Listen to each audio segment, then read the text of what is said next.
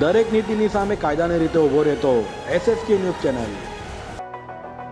સુરતના નાની વેડ ખાતે આવેલ વર્ષો જૂના મંદિરને ખસેડવા માટે પાલિકા દ્વારા નોટિસ અપાતા સ્થાનિકોમાં રોષ જોવા મળ્યો હતો અને સુરત કલેક્ટર કચેરીએ પહોંચી વિરોધ કર્યા બાદ આંદોલનની ચીમકી સ્થાનિકોએ ઉચ્ચારી હતી।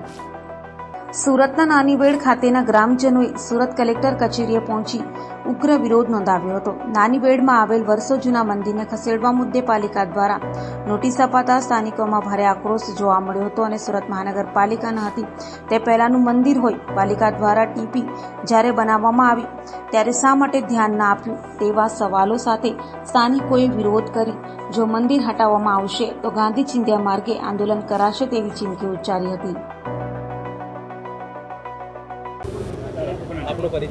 મારું નામ શૈલેષભાઈ રામુભાઈ પટેલ, પ્રમુખ શ્રી ચિત્રપડા કોળી પટેલ પગત ટ્રસ્ટ ગોવિંદઝોલ।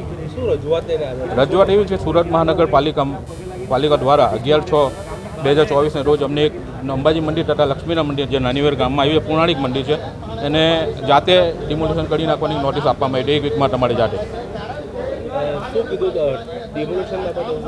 એટલે તમારે 1 વીકમાં એનું ડિમોલિશન કરી નાખવું જાતે જેટલો ભાગ કપાટમાં જાય છે એટલો। આ મંદિર 1968માં બનાવવામાં આવ્યું હતું અને સુરત મહાનગરપાલિકામાં સમાવેશ નાનીવેર ગામનો 1975માં થયો છે। પૌરાણિક મંદિર છે। કેટલી આસ્થા લોકોને જોડાય છે આ મંદિર જોડે?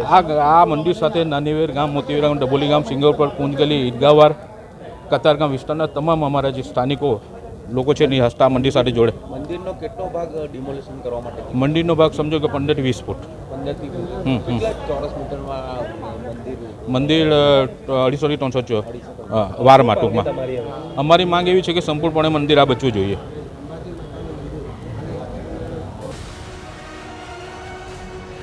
દરેક નીતિની સામે કાયદાની રીતે ઊભો રહેતો SSK ન્યૂઝ ચેનલ।